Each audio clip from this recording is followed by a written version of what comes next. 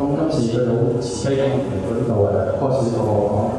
壇，咁我哋呢個青年新高雄新好多謝聽日俾呢個開始俾我哋，咁我哋再次佢哋鼓鼓掌，多謝你哋。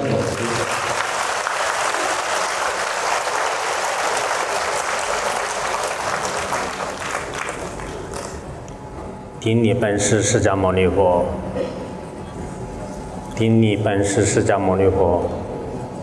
顶礼本师释迦牟尼佛。无上甚深微妙法非千万劫难遭遇，我今见为得殊之愿解如来真实义。尊敬的各位法师，各位佛友，晚上好。今天我们大家集聚在三德弘法中心，互相学习佛法啊。我今天给各位所介绍的前坛破教的无常观，我刚才在想，无常其实我们每一个人的每天的生活当中呢，不断的在出现扮演它的角色，所以如果真正让关系无常的一些修行人来讲呢，实际上无常观并不遥远，就是在自己的身边所发生的一切事情当中呢，都可以体现出，也可以找到就是他的修行的方法。今天的无常观呢，主要我想简单介绍一下我们在座的各位不管是出家人还是在家人，修无常法，懂得无常法是在所有的修行当中是最为重要。正因为是这样呢，我记得佛陀在《涅槃经》当中也说过，说一切众生集中象集为上就是大象的这个脚印是最上的意思，是无常业复如是，于诸相中第一。这一句话大家一定要记住。也就是说，所有的动物的交引里面呢，大象这个菜的交引是最圆的、最好的、最上的。同样的，那么所有的观修方法当中呢，那么这个修无常观是最殊胜的、最圆满的。佛陀在其他的经典里面也说过，这个包括佛陀的一些像舍利子、目犍连那样的僧众做这个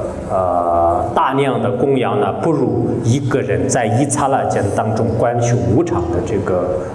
个功德就是一个人在一刹那间当中，一切万法皆是无常的这样的一种观修方法呢，实际上这个功德是最大的。因此，我想我们在座的各位全是学习佛法的，学习佛法的最根本的、最主要的有些窍诀呢，不可忘记，不可忽略。因此，我们在座的各位的一些观修心态以及行为的话呢，时时都可以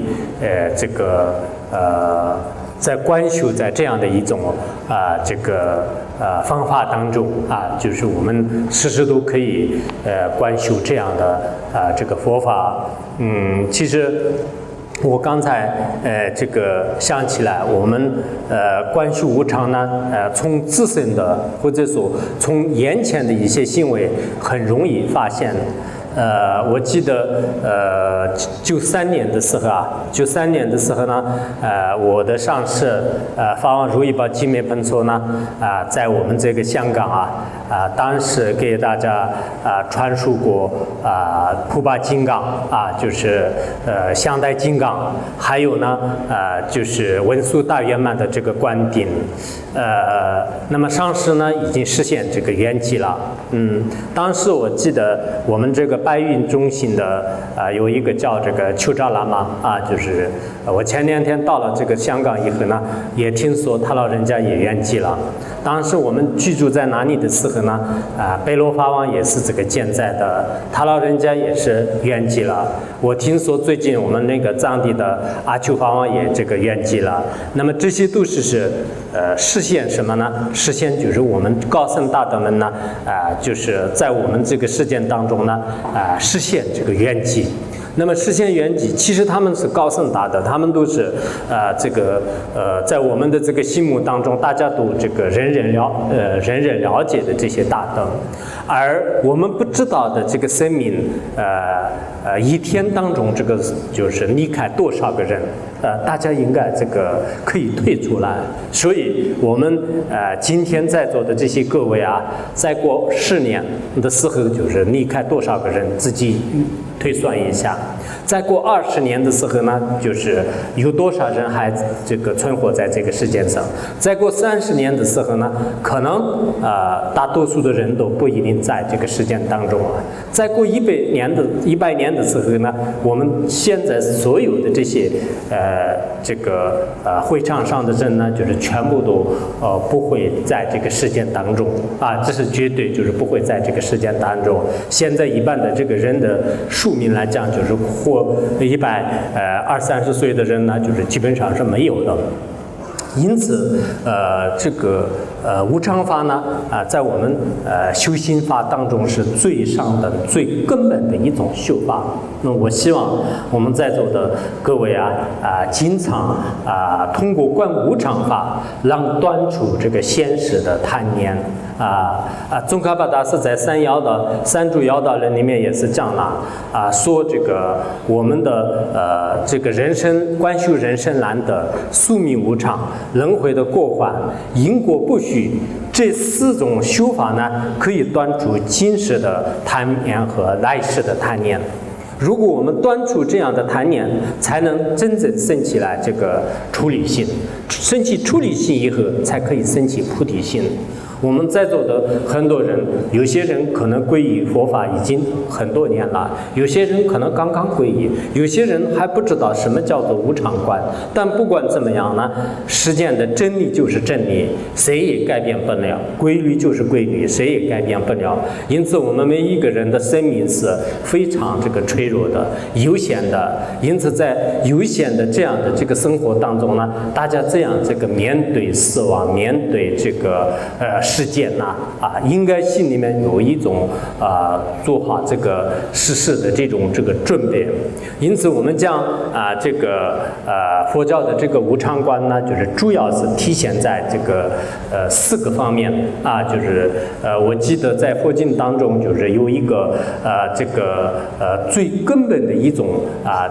观修法。那么这观修方法就叫做是四遍修法。四遍修法呢，佛经当中也说了，说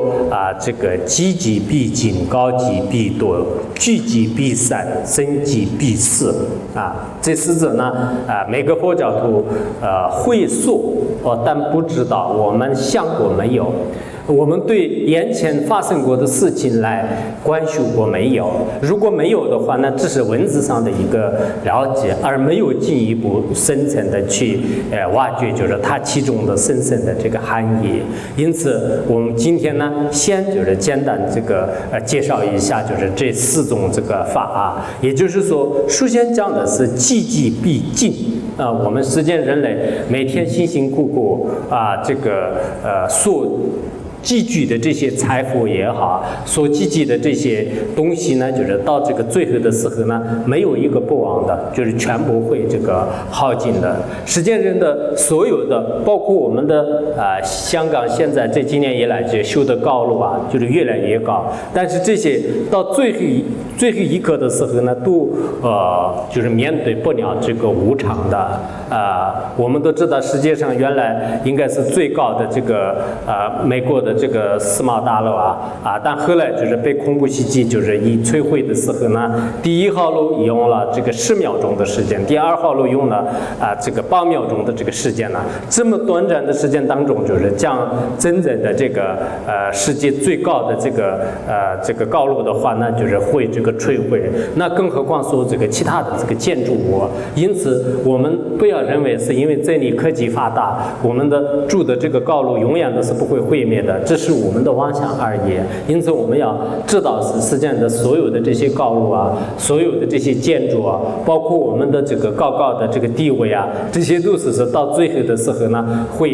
堕下来的。我们世界上的一些领导一些总统、国家主席，包括一些总理，他们的位置呢，到了几年以后的话呢，什么样，大家可以看出来。还有我们所有的众生，只要有降生的话呢，最后必定会是有他的死亡有他的死亡。因为生和死呢，它是必然的一种关系。我们有些人认为是虽然是人必有死，但是死亡可能短暂的时间当中不会出现吧？这种想法呢，也不合理的。有些人是年轻的时候会死的，有些人是中年的时候，有些人是老年的死亡的，有些呢突然会死亡的大家都知道，我们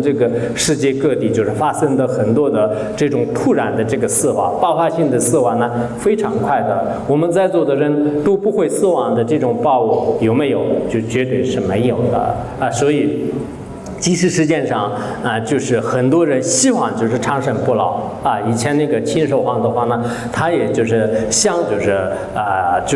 获得长生不老所以当时呢也是依靠种种方法，但是呢没办法，后来好像记得49岁的时候离开这个世界离开这个世界。因此我在想，我们如果真正懂到了刚才所讲的这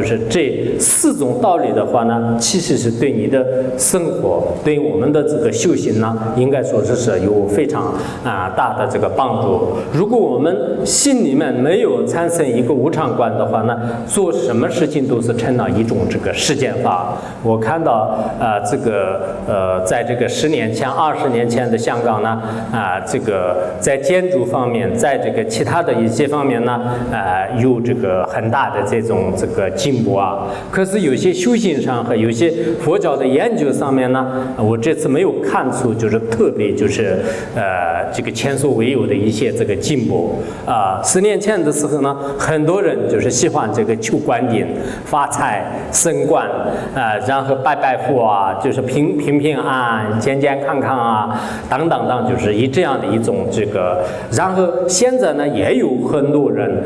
对这样的这种世间的福报呢，就是特别感兴趣。其实我们的佛教的根本呢，并不是求一个世间法。如果求世间法的话，它不是纯粹的一个佛教。世间法呢，在我们其他的宗教当中，其他的世间的一些理论当中呢，就是都有办法就是去这个求的。那么我们求佛教的求佛的目的是什么呢？我们三界轮回当中的这些众生啊，真的是非常的这个痛苦，在这个轮回里面，苦是占大多数的，安乐呢就是只是少许的啊。那么我们要根除这样的这种痛苦的话呢，唯一的这个佛教里面才有的，而这个其他的这个任何一个这个教里面呢，就是找不到就是它的根本上的这个原因。为什么是这样呢？因为佛陀呢它具有这个四无为、事理、18不共法啊。你们看过没有佛的传记啊？如果你看过这个佛的传记的话呢，佛有不共的就像我们实践当中的比如说爱因斯坦呢，他为什么当时这个发现就是这个科学的这个相对论的最这个细微的一个道理？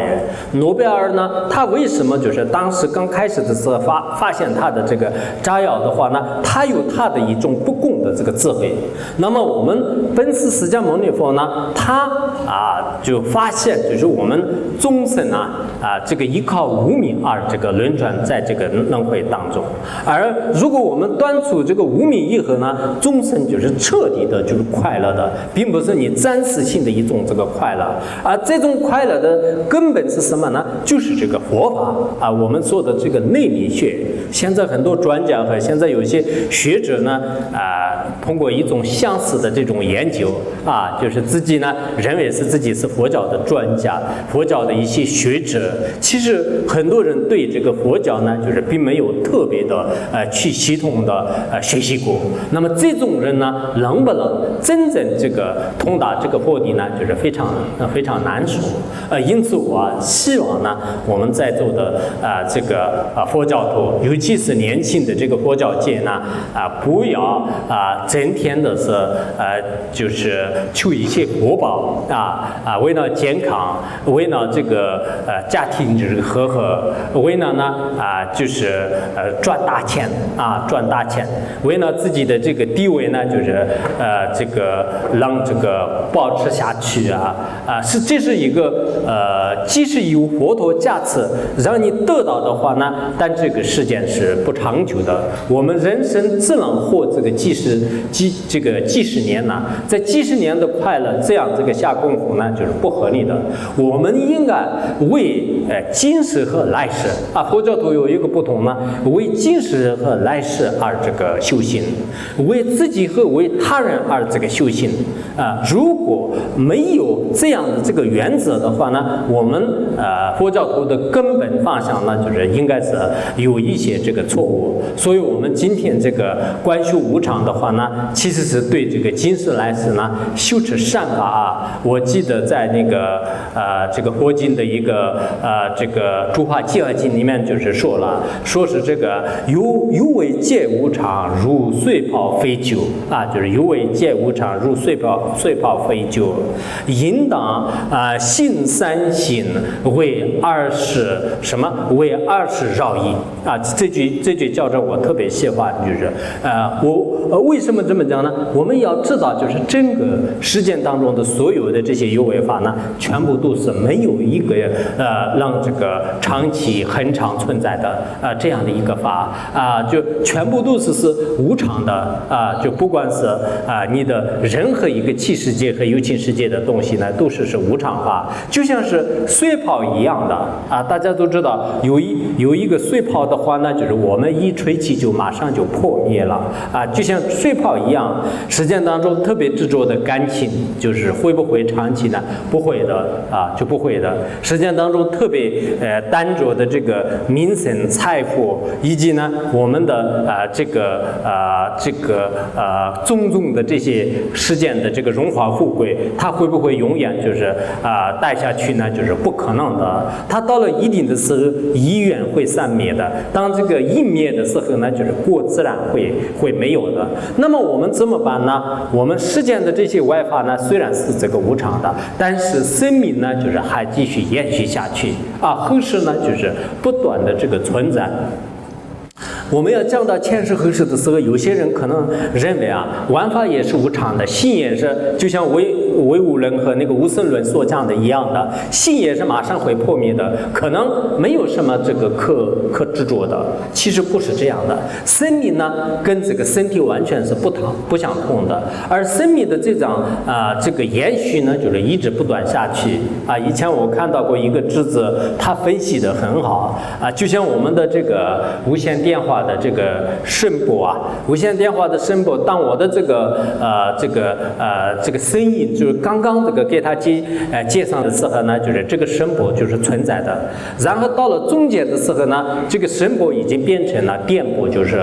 就这个延续是存在的，但是呢，它变成了一种这个电波。到了最后，就是对方的耳根里面的时候呢，又变成声波。但中间的这一条呢，就是你不能就是说是没有，就是延续过去的。同样的道理，我们机身当中的这个身体呢，是离开的时候，我们的这个生命呢，跟这个精神的这种肉体呢，就是已经离开了，但它又变成了一种意识形态的这种意识意识呢，就是在中阴界当中照样这个存在。这样延续下去，到了这个后意识的时候呢，就像刚才这个后面的这种声波一样的，又再次的这种这个身体就是与它这个结合起来的。所以中间的一段这个过程当中呢，虽然没有你这个肉体的这个存在，但实际上呢，就是你的这个生命呢，一直周而复始的，反反复复的，就我们在这个轮回当中呢，就是不断的这个循环，不断的这个扭转这是非常这个颠扑不破的一种这个真理我们在座的有些人可能是以前呢，就是受过这个其他的这个一些这个事件的教育的原因的话呢，好像生命的永恒存在呢，现在也是有点这个半信半疑如果这样的话呢，那么就是可能对你的修行就是有一定的危害因此我呢就是提醒大家一定要那个学习这个就我们的这个佛法当你学的越来越多的时候呢，可能就是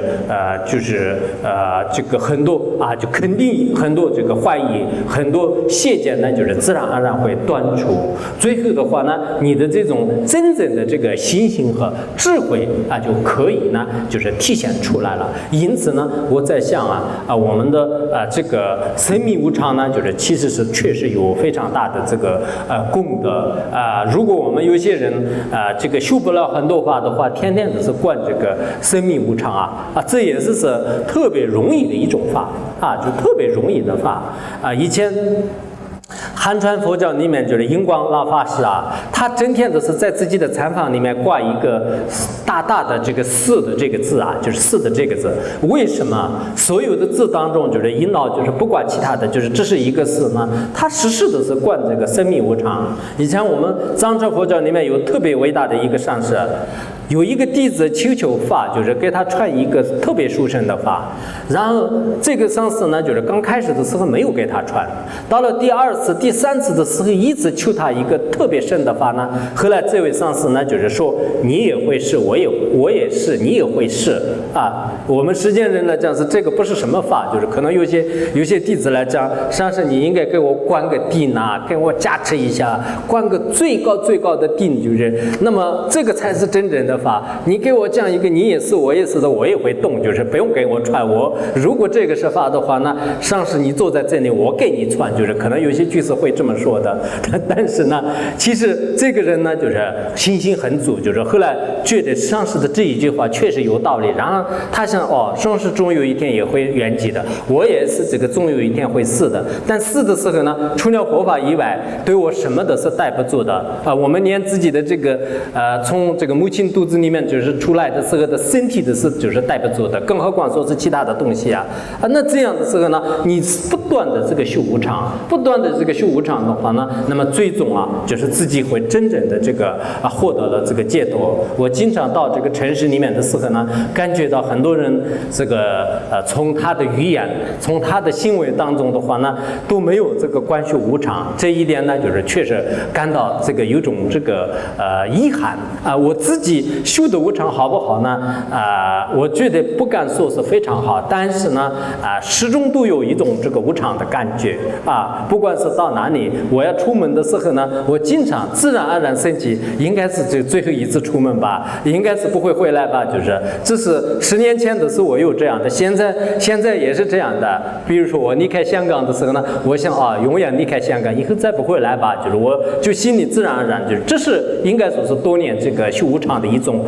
这个传习吧，就是然后做一个任何事情的时候呢，我就想这是应该是最后一次做的，但是呢，就是对这件事情不要有这个消极的态度，还是要值得努力。这是任何一个这个修行人呢，就是都有这种的这个积极的态度。我们佛教徒不能因为是无常就是什么都不管了，因为升起出离心什么都不管了，因为是轮回太痛苦了我什么都不管了，那这是一种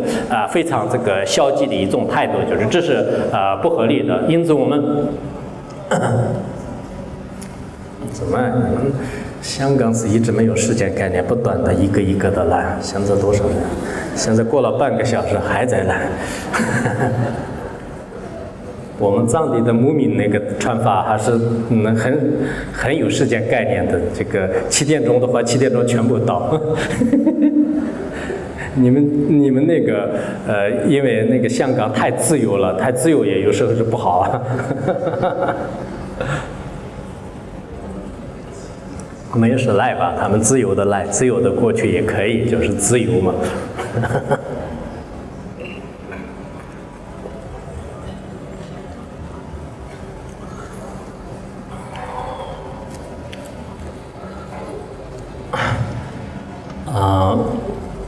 今天我讲的内容都不多就还要讲一点点，因为我没有什么可讲的。如果你们有缘的话呢，你也是我也是，就你们也会这个得到利益的。如果大家没有信心的话呢，我这个生死你记得讲了多少遍的话呢，可能也没有什么，就是你们就觉得这个人夸夸其谈的哇叫了半天，就是到底说了什么意思都搞不懂，我可能很多人这样想。不过以前那个上师如意宝传法的时候，很多人就是除了这个广东话以外，就是一般我们说的话呢就都听不懂。就是当时我们请了有一位这个法王讲完了以后，我用藏语来我用汉语来就是讲，然后这个人呢就是用广东话来就讲，但我这次看表情上呢，就是基本上很多人都听懂了，就是所以说你们的这个语言和习惯也是无常的。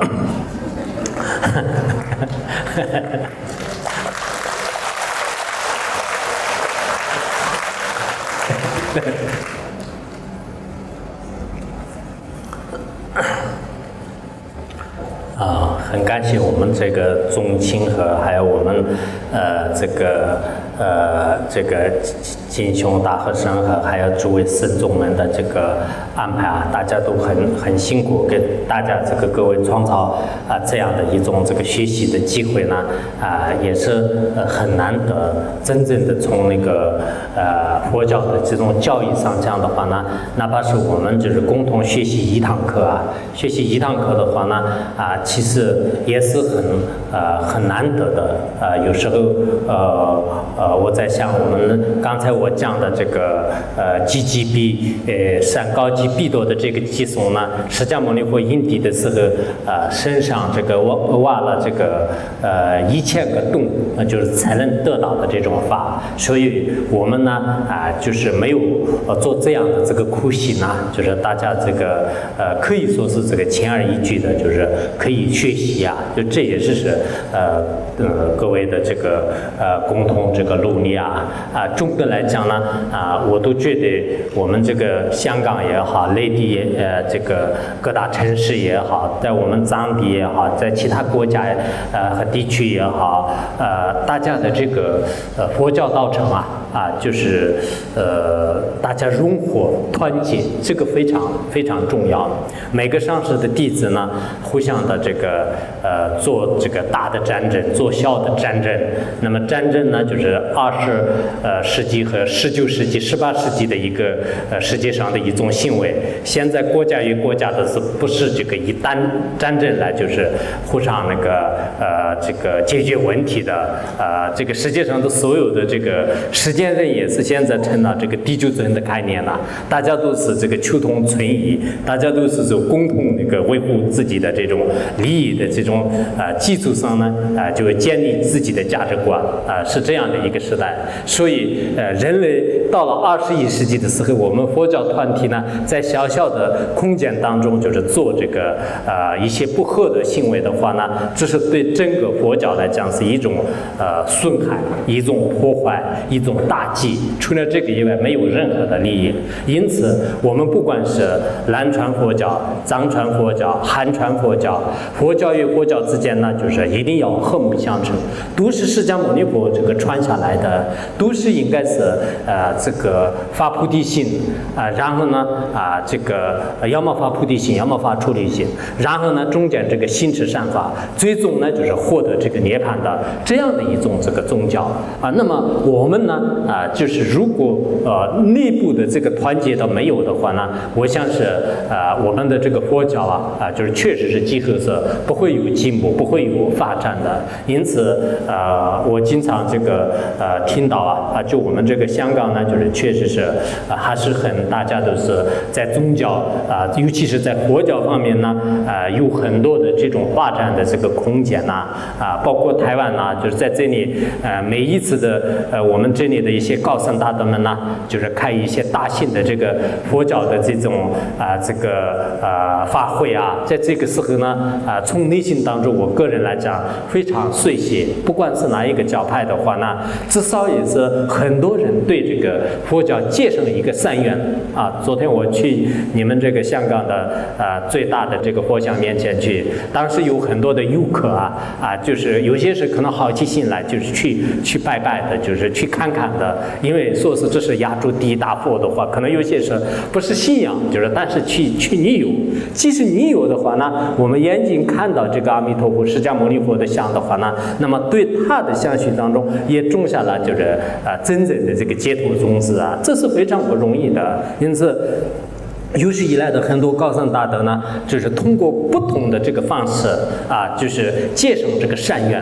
结成跟这个众生，有些确实是有缘的人呢，可能今生或者来世这个得成就的一些这个因缘，有些呢没办法，但是呢就是种下一些善根，就是也有就是搞各种各样的这个佛说活动。那这个时候呢，我们对真正的这个大德和对真正的这个佛教呢，就是大家一定要这个随喜。同时在在这个过程当中呢，难免就是有我们的这个不管汉传佛教也好，藏传佛教也好，个别人呢可能就是利用这个佛教，然后呢就是显得这个佛教徒的形象，而这个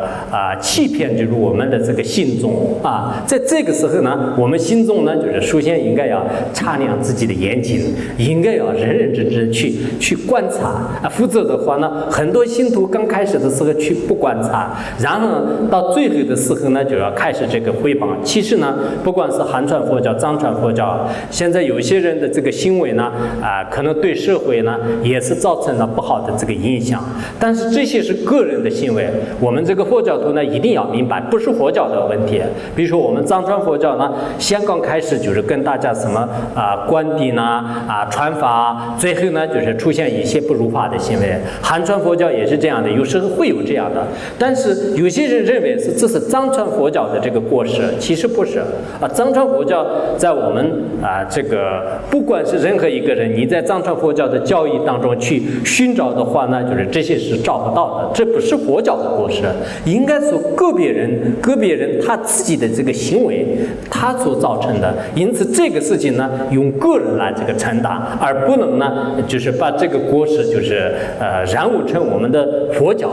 就是对佛教的诽谤呢，就是对任何一个人来讲是不合理的。个人的行为呢，可能就是经常就鱼龙混杂，就是每个人的这个目标都是不相同的。因此我们在座的这个佛教徒呢，就是为佛教这个负责任，为众生这个负责任，为每一个上师负责任呢。一般来讲，这个有些钱财方面的这个花园呢，就这些是对这个佛教呢，就是不一定是这个有利的。大家对财富是特别这个执着一说钱的时候呢，就脸色都变了，就是每个人的这个就有点这个怎么说就是态度都就是变了，就是所以说从表情上也看得出来，每个众生对钱财呢就是比较执着。所以如果钱财是代表这个佛教的话呢，我们这个佛教呢就是不是什么就是有这个发展的这种希望。我们应该是什么呢？我们每一个佛教徒在这个实践当中呢，希求的解脱是我们的最后的这个目标这一点确实很重要的。如果真正一个人对这个无常观要懂得的话呢，就是他对世间的所有的这些财富财产这些都是不信任的不会去希求的。我记得在这个正法念处境当中呢，就是也有这么一个校正，就是说这个什么色中心财富及一切诸这个乐具就是色中心财富还有一切的乐具，一切皆无常，智者不隐性就智者不隐性这个校正很好的。真正的这个有智慧的这些教徒的话呢，他们对那个实践的这个就是我们的这个名色就是这个身体的这种好看还有这个财富实践当中的种种的这些乐具字句包括一些豪宅钱财这些都是根本不会去贪着的。因为这些东西呢，就是与这个解脱相比较起来，就是没有什么可值的这个贪求的。真正的这个修行人呢，把这些都完全的可以看破。这一点我们佛教的真正的高僧大德的历史上呢，就可以看得出来。包括我们现在很多在家的这个修行人就是他们修的到了一定的时候呢，他也知道是实践当中所追求的很多的道理呢，就是其实是没有什么实在的这个意义的就是更何况说是真正在这个希求解脱的这些包括有些这个出家人就是他们的这个行为。因此呢，我们修无常的同时，大家对这个真理的这种分析呢一定要值得就是比较这个重视。否则的话呢，有时候我们看到这个有些人呢这个所修的这个法就是往往都是对我们自身的这种弘扬这个佛教和利益这个众生呢就是起了一种反方面的这个作用。那这样的话呢就是我们一个人对佛教没有做到什么贡献，也是反而起倒退的作用。我觉得这是非常这个个不合理的。因此呢就是在观修无常的过程当中，希望呢我们在座的很多的这个佛友就是再应该想一想，就是怎么样我们这个弘扬这个佛法。弘扬佛法的话呢，应该有一个正面的正确的观点去弘扬的。现在我们凡是人们对这个佛教不理解的，佛教容易这个诽谤的，对佛教呢就是产生一些这个误会的这些部分的话呢，就是尽量的这个消除这方面呢，我想每一个人是有责任的并不是因为我们出家人才有责任，并不是因为哪一个上师才有这个责任，不是这样的。我们在座的都是佛教徒，我们看一看身边的这个像那个天主教、基督教他们对自己的宗教是怎样的这个维护，他们对自己的这种不管是道场就是他们对自己的一些这个规矩呢，就是如此的这个负责任。所以我们佛教徒呢就是为什么是缺少一种大家这个共同的一种凝聚力我们佛教徒就确实需要这个，不管是南传、藏传、汉传所有的这个居士也好，出家人也好，大家有一种共同集聚在一起，就是弘扬大乘佛法，弘扬这个佛法。因为佛法当中呢，就是绝对会有遣除一切痛苦的这种智慧，利益一切众生的这个大悲心这是我们佛教的任何一个经论里面呢，可以这个体现出来，也可以挖掘出来。可是我们现在很多世间人的话呢，就把这个高高的这个法呢，就是用低低的这个一种这个境界来修持。很多人特别喜欢求密法求密法的目的是什么呢？就自己发财自己发财就观地呢健康就其实这种行为的话呢，根本不是密法不是密法。原来那个阿底峡尊者的一个弟子就是本来是他修的是细金刚的法，但是后来呢，就是因为他没有这个修正，就是后来就堕落了。为什么呢？因为细金刚是一个很好的密法，但是呢，后来他修偏了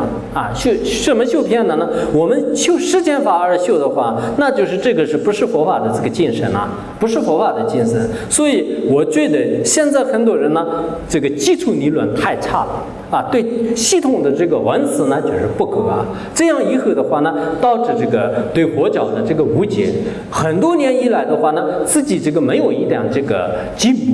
所以我们这个佛教是如实的这个深邃，如实的这种广大，这样的这个广大深层的这个法门呢，你没有花一定的精力，可能表面上就是念一念经念个咒语磕头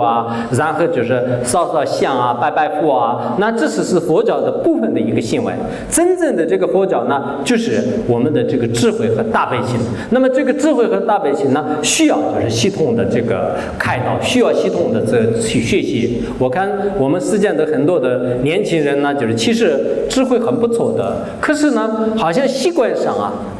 这个原来我去一些这个南传佛教的这个国家，就是有些地方的话呢心中很虔诚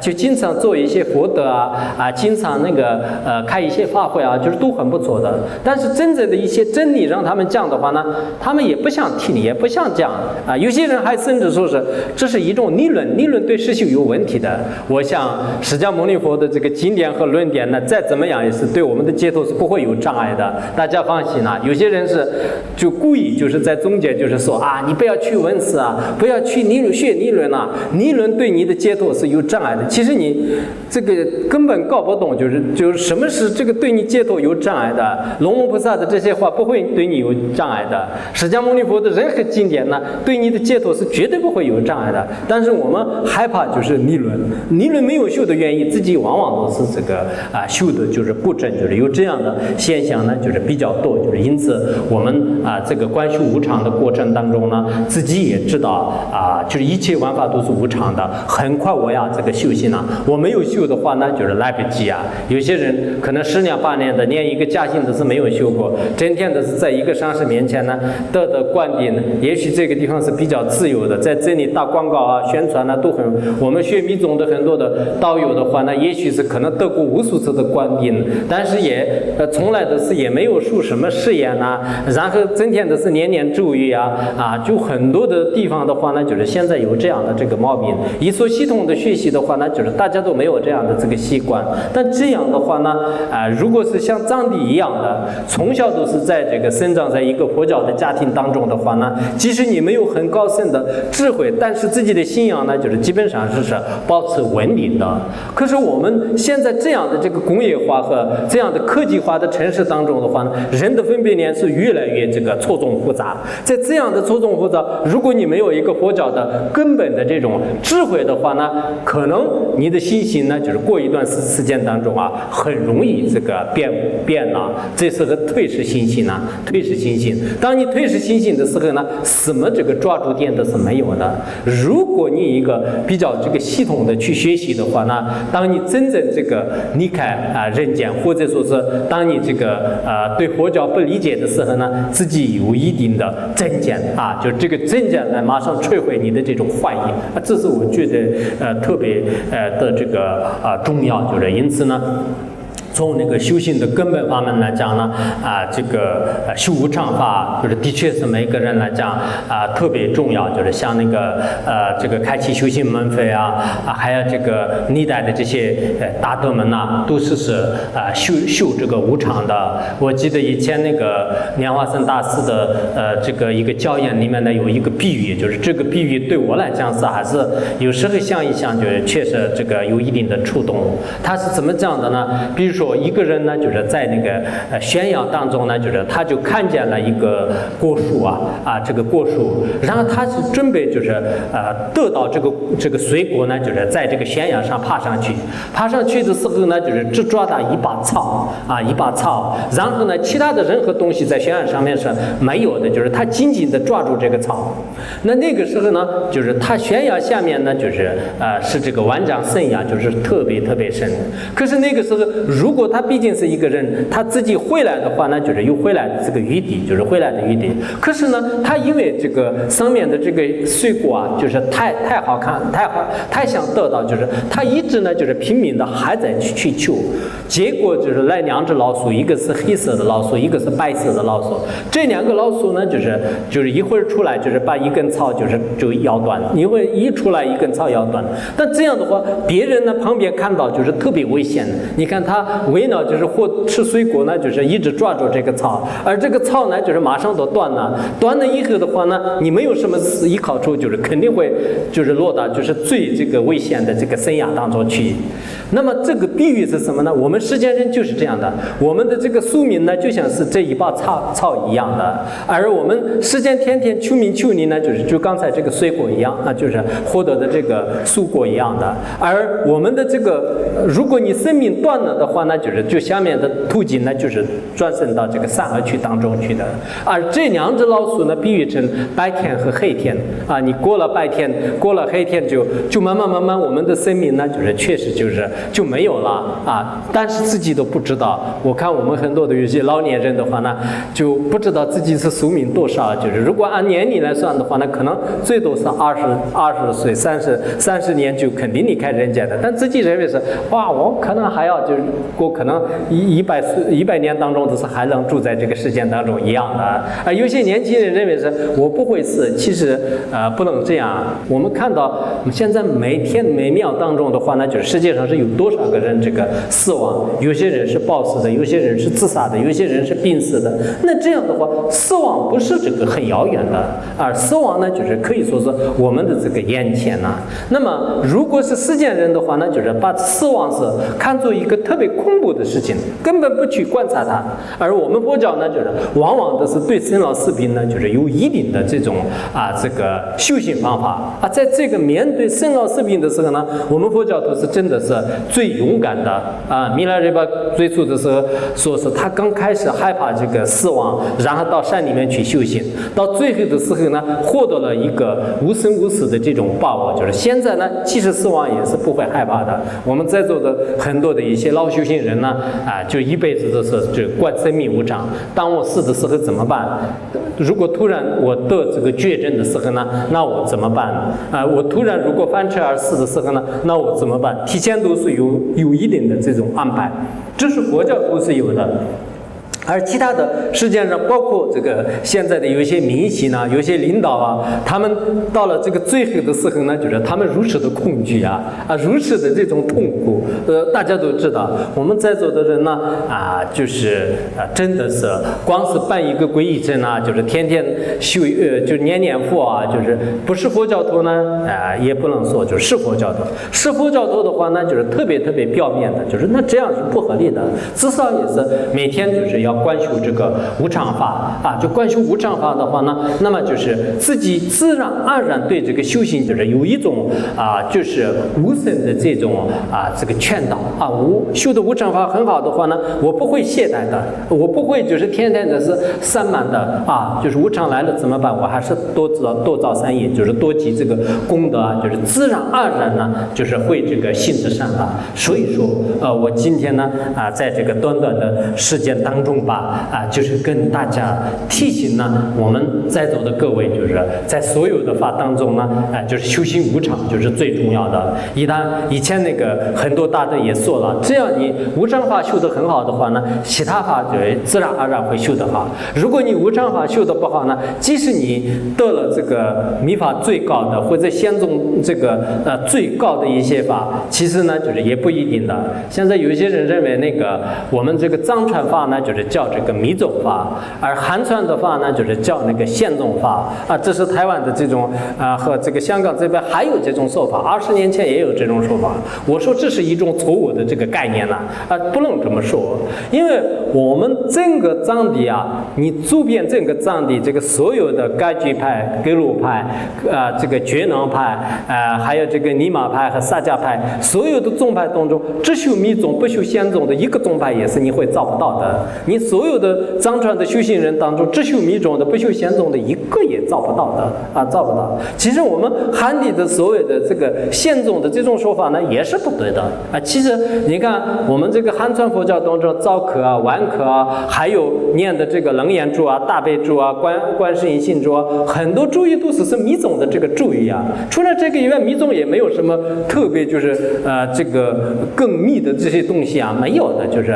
当然我们这个戒律当中也是有一些是对这个一般在家人是不允许的。那么密宗当中也是有一些仪轨呢，没有得过观念之前不允许的有，但是这个呢就是不认为是独特的一种密宗，所以把藏传看作是密宗，把汉传看作是宪宗，这种称呼呢就是一种孤陋寡闻的这个说法。就是以后呢就不要认为是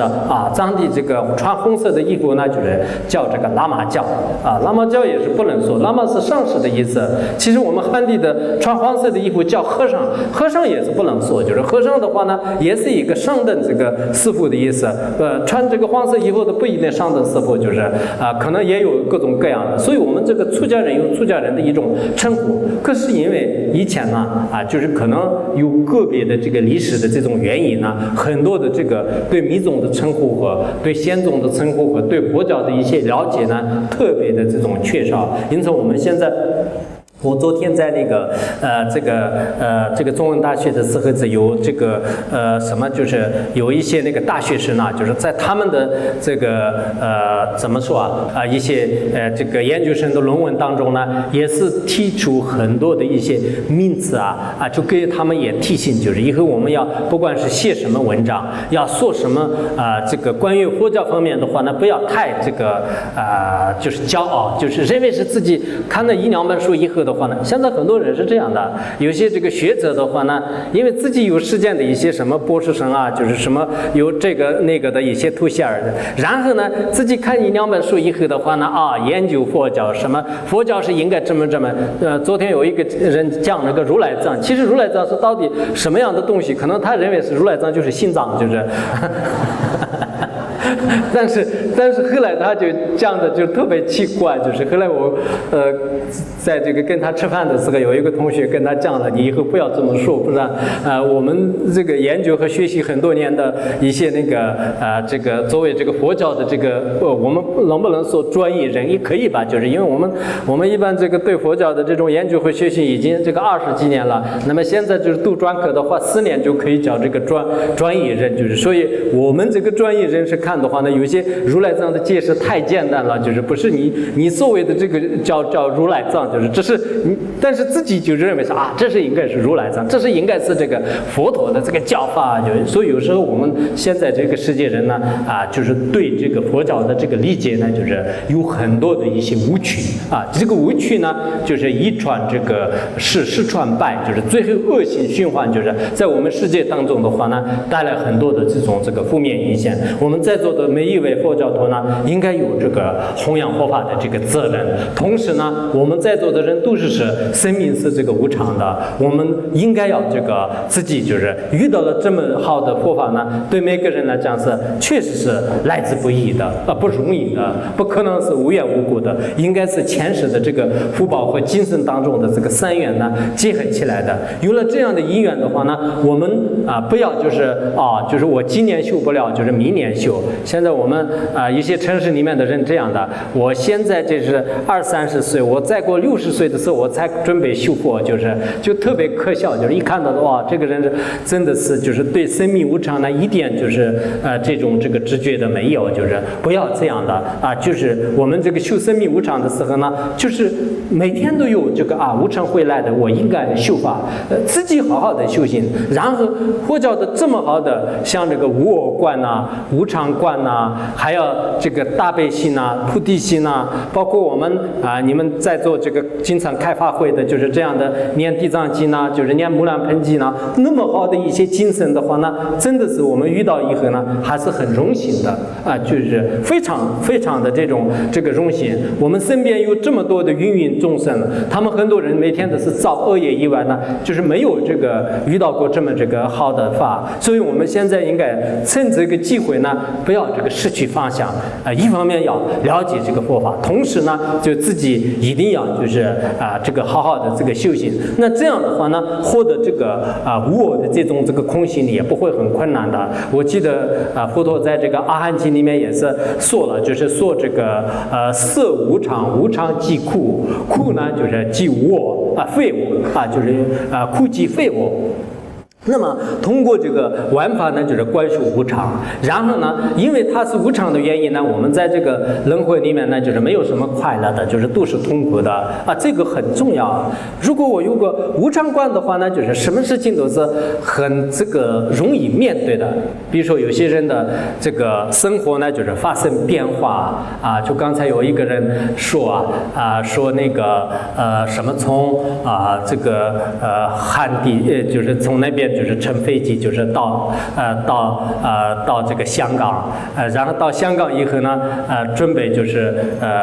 照这个她的老公呢，就是有外遇，就是到这个70多公里以外的地方呢，准备抓她的老公，她心里特别特别的痛苦，就是以前呢，就是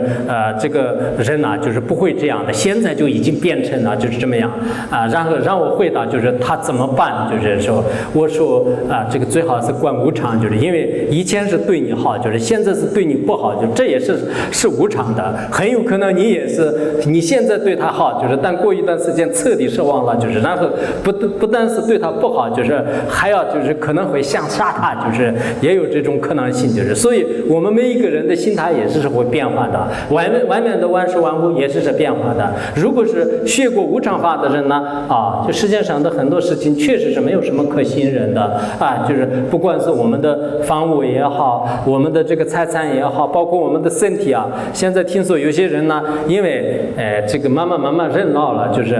头发也白了，脸上的皱纹也越来越多了，牙齿也是一个一个的脱了。虽然现在科技发达，就假牙就是不断的弄，但是呢，后来这个假牙也是靠不住了，就全部都落了。但有些人很痛苦，就是我怎么办呢？怎么回事？我不要三宝保佑，不要我的脸上有皱纹呢？现在很多都是开始整容其实没有必要的，就无常就是会这样的，就是谁都是这个差不了这个无常的这种痕迹，就是没办法的。因此呢，我们如果知道一切都是无常的话呢，可能是在你的生活当中确实是有非常大的这个一种这个变化，而且你自己也是对任何一件事情都是可以这个面对的，可以面对的，没有什么的如果你真的观你无常观和因果观呢，对生活也有很大的。再加上更重要的呢，我我们的这个修行啊，有更大的这个利益的啊，不会就是谈我们这个现在的一些事。这样一个真正相续当中能升起出离心，能升起出离心的话呢，你可以寻找这个无我的话呢，就是让这个断除这个轮回。现在很多法师和有些我们的这个佛教徒呢，表面上看呢，参加一些慈善啊、念经啊、放生啊，这些方面都是大家很热情的。但是根本的原因断除方面呢，大家都是并没有就是特别的重视，这一点是比较遗憾啊。我是这样想的。我们真正的佛教徒的话呢，根本的原因呢，来一次人间是很不容易的，学一次佛法是很不容易的。但佛法里面用根本的我们生死轮回的这种根呢，就是可以用我的智慧来断除。所以呢，我们现在如果没有修这个空性法，没有修真正的这个断除轮回的法的话呢，以后在这个多少界当中才遇到这样的。所以有时候呢，我觉得我们的这个修行人啊，也不能完全的是放在一个特别就是肤浅的表面上。这是其他的宗教也可以做啊，就是做这个慈善的一些什么这个做简单的一些搞一些仪式啊，然后表面上那个就帮助别人啊，这些都是佛教的，就是这是部分的一个行为。佛教不供的是什么呢？通过自己的这个修行，真正能了到这个心的本性、万法的本性，真正就是解决就是我们这个生死大问题的话呢，那么将来就是不会再不断的扭转在轮回当中，这是一件大事。所以我希望我们在座的这个佛教徒呢，应该在这个很多方面就是需要这个关心就需要这个关心。就讲到这里吧。